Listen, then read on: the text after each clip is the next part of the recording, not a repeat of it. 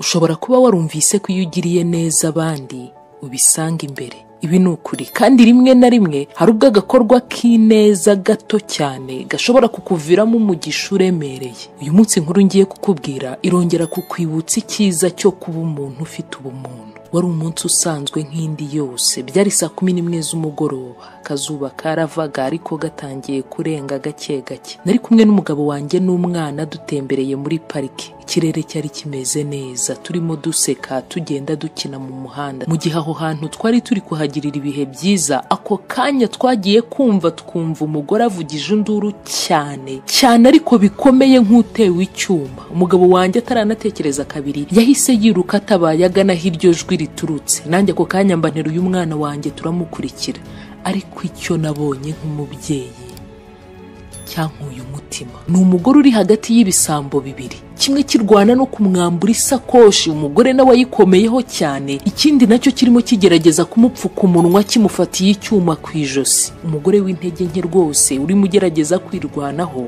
Cyanteye ubwoba kurusha ibindi ni ukumusanga muri iyo situwasiyo imeze ityo kandi anatwite. Umugore yageze aho abura umwuka neza, arekeraho gutaka, akuka kasaga nk'agaheze, ariko kubw'amahirwe umugabo wanjye nawe yari hafi kumugeraho. Bya bisambo bimubonye biriruka. Twafashe wa mubyeyi turamusindagiza, twicara kuri bench, intebe yari hafi aho muri parike. Muha amazi nari mfite mu icupa, ndimo mukoraho ku ntugu muhumuriza ngo atuze, mbese ahumeke. Ntitwari kure cyane y'aho twari twaparitse. Twamushyize mu modoka tumugeza iwe mu rugo ngo aruhuke. Yasaga nk'uwahahamutse. Nyuma y'ibyumweru nka 2 twasubiye muri ya parike n'ubundi. By coincidence tuhasanga wa mugore twatabaye, ariko noneho hari hakiri kare kandi kuri iyo nshuro ntiyari wenyine.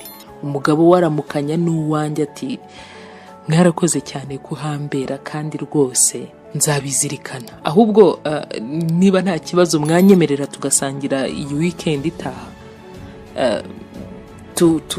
tugasangira iwanjye. Ndabatumiye kandi rwose ntimumpakanire. Njye n'umugabo wanjye invitation twarayemeye, twarayakiriye, ariko ntibyadukundiye ko tujyayo kuko twagize impamvu itunguranye itaragombaga gutegereza, idusaba kwimukira mu wundi mujyi uri kure cyane y'uwo twari dutuyemo, bituma tutabasha kwitabira bwa butumire. Kuva ubwo kandi ntitwongeye kubonana. Ubuzima rero bwarakomeje. Nyuma y'imyaka 21 umuhungu wacu yarageze muri kaminuza. Umusore uri seriye cyane aza kumbwira ko afite umukunzi, Helen, umukobwa bahuriye muri campus muri kaminuza mu kigo.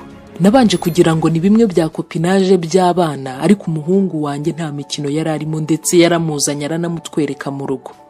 Helen, umukobwa uciye bugufi, witonda, uzi ubwenge, uzi gukora kandi ufite n'ikinyabupfura. Yazaga kudusura inshuro nyinshi mu rugo, ku buryo twageze aho tumukunda nk'umukobwa wacu bwite. Ndetse bya bintu biza kuba seriye, byarashobokaga ko ubukwe nabwo bwari hafi kuza. Gusa twagombaga kubanza tukamenya iwabo w'umukobwa, kuko ushobora gushima umwana ariko ntushima umuryango avukamo, kandi nyine murabizi imiryango itari hamwe mu rugo rw'abana biteza ibibazo byinshi cyane. Ntibyatinze umukobwa nawe yadutumiye iwabo mu rugo ngo imiryango yombi imenyane mbere y'uko ishyingirana. Twatangiye kwitegura uwo munsi. Twebwe rero hano mu gihugu cyacu, iyo umuntu afite ikirori ntabwo ari we gusa biba biri ku mutwe. Ntabwo ushobora kujya mu kirori imbokoboko, umwe azana inzoga, undi akazana deseri, undi wenda akishyura bimwe mu biri bukoreshwe muri uwo munsi mukuru, ndakaza yitwaje amasahane, abandi bagasigara bayoza.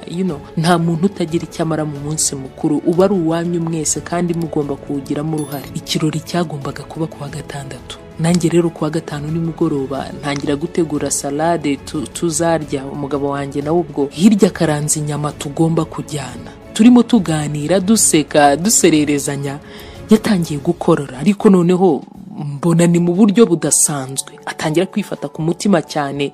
In a flash, n'isegonda mbona ibyuya biramurenze, isura itangira guhinduka ubururu, amaso aguma mu cyerekezo kimwe, afata ku ntebe gahora amanuka gake gake yikubita hasi. Nanjye ubwanjye sinibuka igihe nahamagariye umuhungu wanjye nsakuza cyane nti, hamagara ambulance vuba vuba, papa wawe sinzi icyabaye. Nkomeza kugerageza kwegura umugabo wanjye mubwira ni please wigenda ndakwinginze. nahise ntumutwe, sinari nzi icyo gukora muri ako kanya. Ambulance nayo ntiyatinze kuhagera, umugabo wanjye bamushyira ku gatanda vuba na bwangu. Ako kanya ajyanwa kwa muganga, nanjye ubwo mfata imodoka ndiruka mbagenda inyuma. Umugabo wanjye yaragize ikibazo cy'umutima, ikintu nari mubonyeho bwa mbere mu buzima mu myaka 23 yose twari tumaranye. We had a sleepless night at the hospital. Twaraye Rwantambi kwa muganga. Iryo joro ntawasinziriye. Twari dutegereje nk'abategereje Yesu. Ndimo nzunguruka ibitaro byose, nabonaga bitinze cyane ko hagira ukingura umuryango ngo atubwire uko bimeze.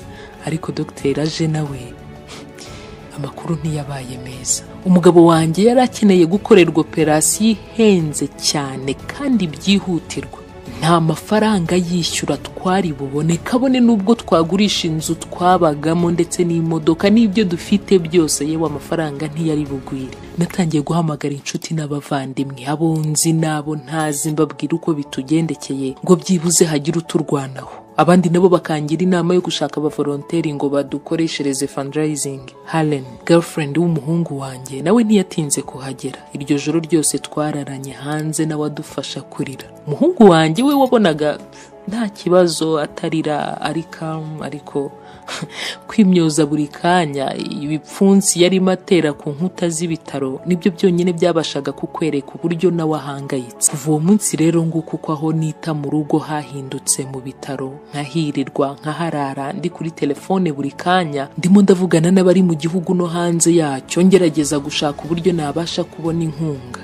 Nka nyuma y'iminsi 3 Helen yambwiye ko ababyeyi be nabo bahangayitse, bashaka kuza kutureba kwa muganga. Mu mutima naravuze nti what a terrible way to meet. Ubu koko mbuni bwo buryo tugiye guhuramo.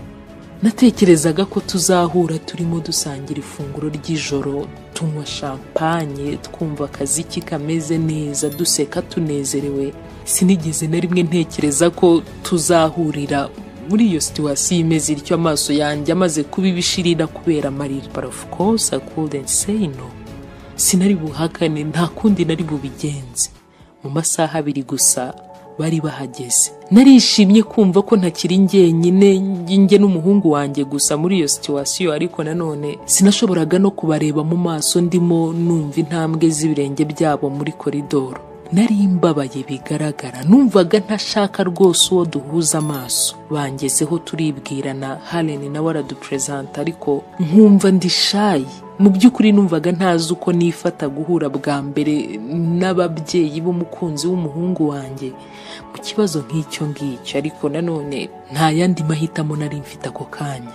Baranyegereye barampobera nk'abavandimwe, ariko icyantangaje, abo babyeyi b'umukobwa amazina numvise nsa nk'uwari usanzwe uyazi, ndetse n'isura nabonaga atari ubwa mbere rwose. Helen mother, mama wa Helen, niwe wa mugore umugabo wanjye yigeze gutabara mukiza ibisamba twite mu myaka 20 ishize. Papa Helen ati twamaze igihe kinini tubashakisha, nimero zo mu rugo mwaduhaye burya ntizacagamo. All these years twagerageje kubashaka turaheba neza, kandi ndakibuka ko ntabashije gushimira umugabo wawe kubwo gutabara umugore wanjye cyagiye. Sindabyibagirwa. I was incredibly surprised by this turn of event. Naratunguwe, numva sindi kubyizera. Mu bigaragara Helen, girlfriend w'umuhungu wanjye, niko kabebe kari mu nda ya nyina cyagihe umugabo wanjye amutabara. Wow. Numvise numiwe. Sinatekerezaga ko yaba ari bo babyeyi ba Helen. Papa Helen arakomeza ati mu myaka 8 ishize njye n'umugore wanjye twatangiye business kubw'umugisha w'Imana, birakunda, ibasha gutanga umusaruro ufatika rwose, biragenda ndetse cyane birenze uko twabitekerezaga. None niba nta kibazo mwampiye opportunity yo kwishyura depense zose n'amafaranga asabwa ku mugabo wawe ngo avurwe.